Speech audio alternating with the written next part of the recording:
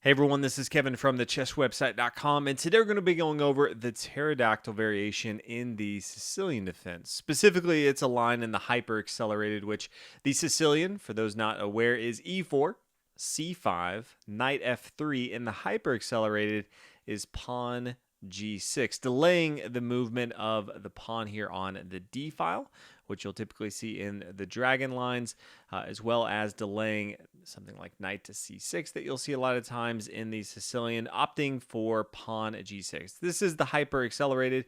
Typically, you'll see pawn D4. In the main line in the hyper accelerated, the pawn captures on D4. In the pterodactyl variation, which we're going to be going over today, you'll see bishop to G7. Now, the four lines that we're going to look at in the pterodactyl variation, the first one is going to be pawn to E5. Then we're also going to look at pawn to D5. We're going to look at pawn captures on C5. Those are going to be the most common. And then if you see something just different, bishop to C4 is something I have also seen, preparing to castle on the king side and striking down on this F7 square. So those are the four variations we're going to look at in the pterodactyl variation. Hopefully you guys enjoy this video. So the first variation is pawn E5. It makes sense if you look at it. It says, okay, we want to block the dark squares. This also stops the knight coming to F6. I do think this is a poor move from white, though. Black's going to immediately take on D4, and we're going to look at three different variations on how they can respond. One is the knight takes on D4. The other is the queen takes on D4. And then lastly, we're going to look at pawn to C3. If they take with their knight on D4, which is probably the worst of the three options, then we're going to play queen to A5. This is check. You can see we're attacking the pawn on E5. Now they have a couple options as far as how they want to block this. Knight to C3 is pretty bad, but we can just go ahead and take here on E5. But you can see it doesn't really matter if they play C3 as well. It's pretty bad just because we also take on E5.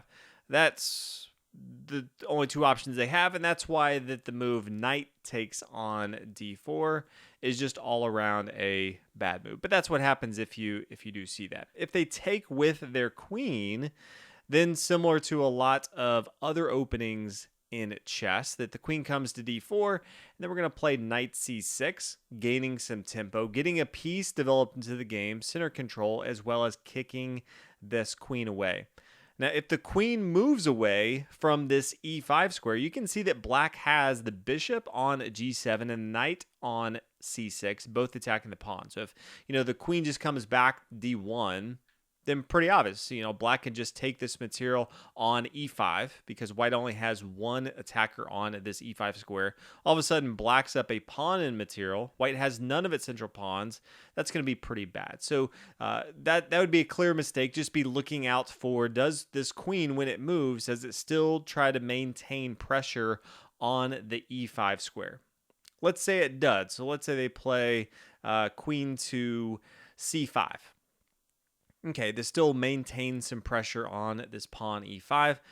From here, I like the move pawn B6 to attack the queen. I do think it gets a little tricky in this situation if you try, pawn D6 to attack it, because after they take, we retake. Yes, the queen comes back here, but then you can see from here we played knight to F6, but we have an isolated pawn on the D file, and both sides are equal in material, but now we have to worry about just holding down this D pawn in the center. I just feel like it's easier for white with the pawn structures with 3 and 3. And yes, we're going to have some good kingside safety when we castle on the king side, but I just don't feel like this is as strong as keeping the pressure up by playing pawn to B6. Now we still force the queen to move. If the queen tries to stay in the action, that's fine. Maybe queen to D5. Now it's a little bit different. I do think we can play E6 to force the queen away. Maybe queen to E4.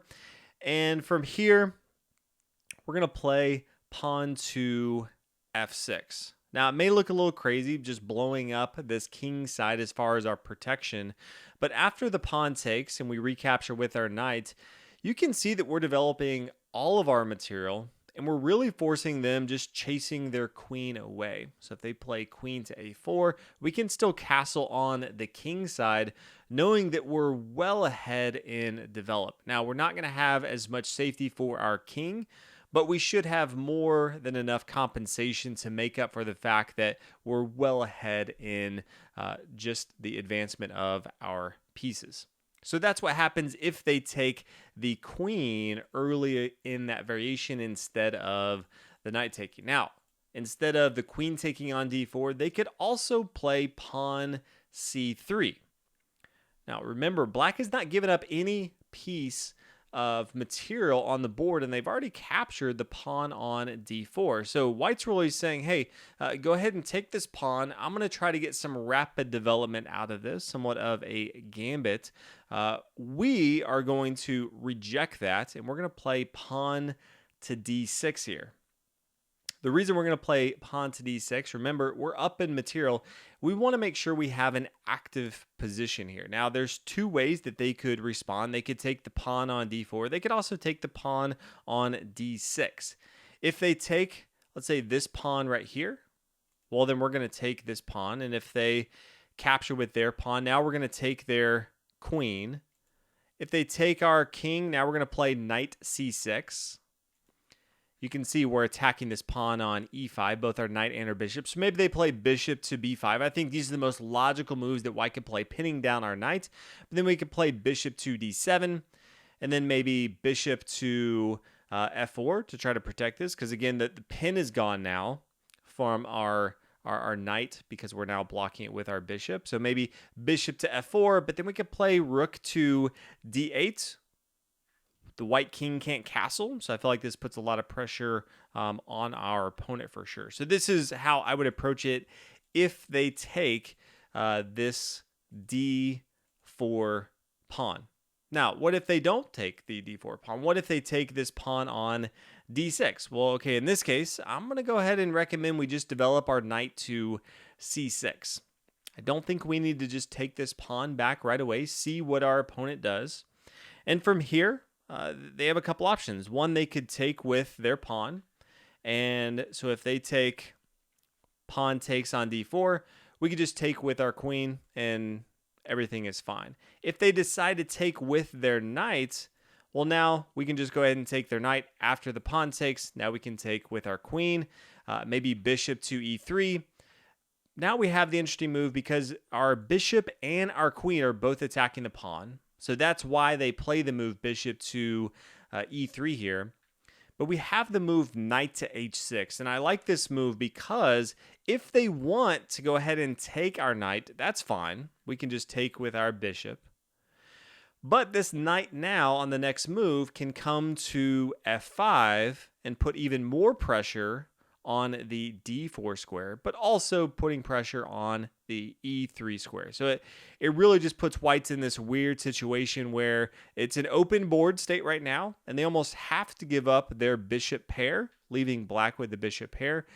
But if they don't, they're going to be in a tricky situation after knight to f5.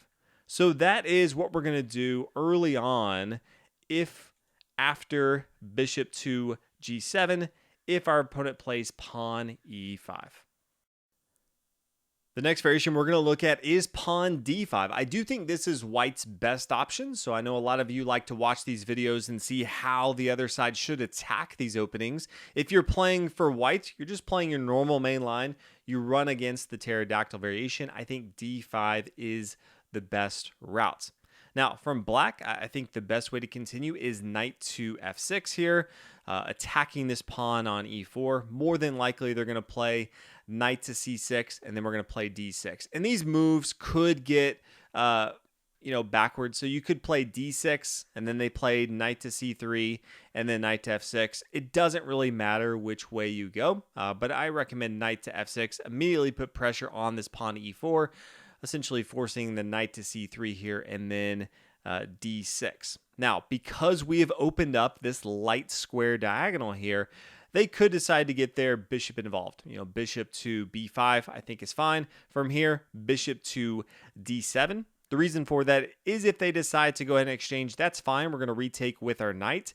And now we're protecting not only our knight on f6, but this critical square on e5, which we only have our pawn right now protecting that. It's being blocked off. Our bishop, at least, is blocked off by the knight. So this knight on d7 would do extremely well. If they don't play bishop to b5, they have a lot of other options for their bishop. I usually think they are going to play their light square bishop to prepare to castle on the king side. So it doesn't really matter if they play bishop to e2.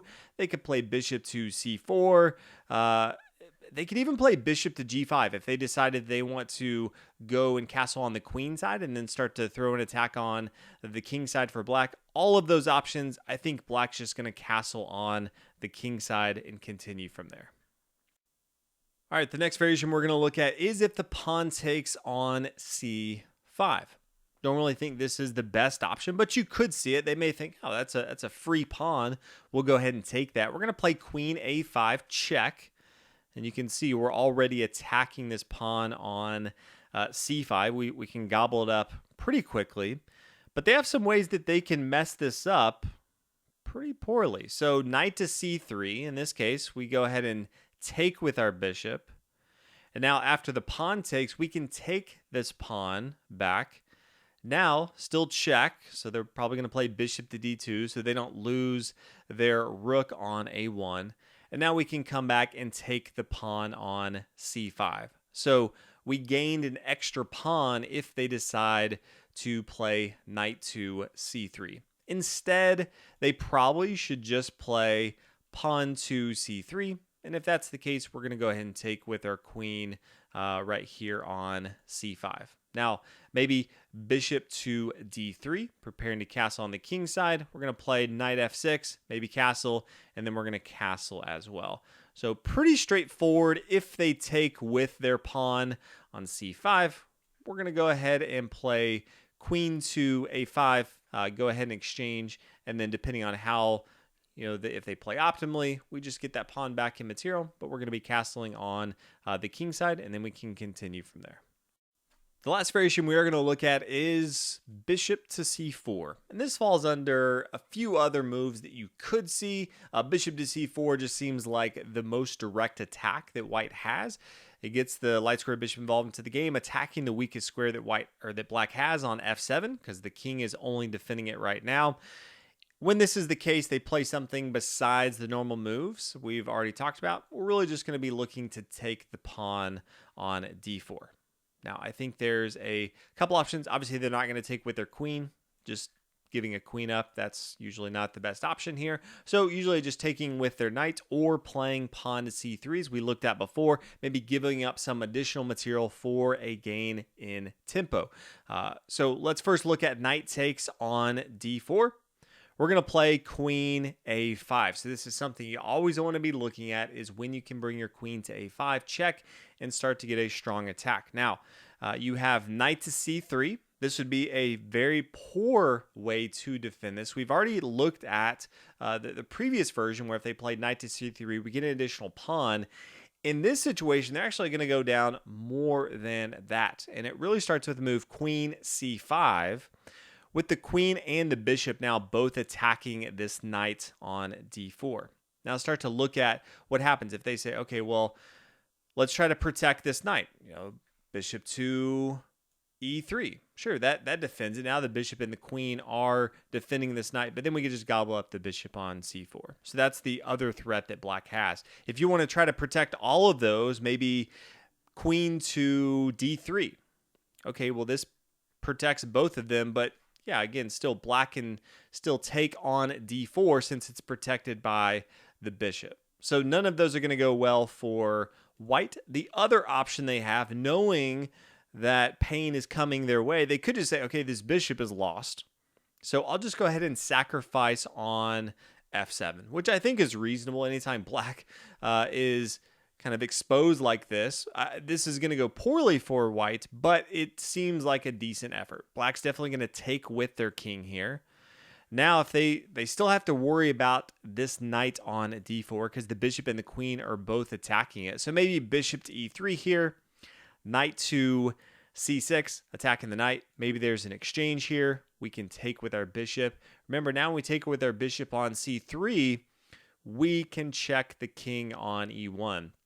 So that's why if you kind of look at this beginning, why doesn't this knight just move? As soon as this knight's moved, the bishop comes into c3 and we take. So maybe knight takes, bishop takes here, the pawn takes, and now queen takes on c3 check. And then after the bishop here, then the queen comes down and takes that material on c6. So that all stemmed from the very beginning of that playing knight to c3 to stop. And after knight c3, then queen c5, huge mistake. Instead, they really should be playing c3 here to stop that. And now we're going to play knight to f6. Remember, knight to f6 is attacking this pawn on e4. And usually the response to that is knight to c3. Develops the piece to the primary spot it wants to come to, control the center of the board, and protects this pawn. But we force them to play pawn to c3. And so that's why this queen to a5 move is such a good one. It forces them into an awkward position. Yeah, if they want to play knight to d2, they can. It blocks off their dark square bishop. It blocks off their queen from controlling the center of the board. My guess is they try something else, maybe queen to e2 to protect it. Okay, well, from there, we could just play knight to c6, putting more pressure on the center of the board. And then we can also castle on the king side. We're not going to be castling on the queen side really ever in the pterodactyl variation. Just be aware of that. But this is how you would respond early on if they play that bishop to c4. Hopefully you guys enjoyed this variation. I've had a lot of people ask on the hyper accelerated if there's other variations besides just taking the pawn on d4. And yes, there is the pterodactyl, and that's playing bishop to d7 early on. This is a fun way to play. All the dragon variations I think are a lot of fun, but I definitely recommend if you haven't checked out the hyper accelerated dragon, I'll have a link at the end of the video as well as in the description. Thank you guys so much for watching. If you made it to the very end, would love in the comments if you throw the number 100. That just lets me know that you made it to the very end. I'm always curious, not on all my videos, but I do on some of these want to see if you actually got to the end of the video. So throw 100 in the comments. I just love this opening, so I'm curious how many people made it all the way to here. But thank you guys so much for watching. If you have any other recommendations, this particular video was from a comment that someone left not too long ago and said, hey, can you do a video on this? So if there's one you want me to do, let me know in the comments, and I'll definitely try to add that to my roadmap. But thank you guys so much for watching. I'll see you in the next video.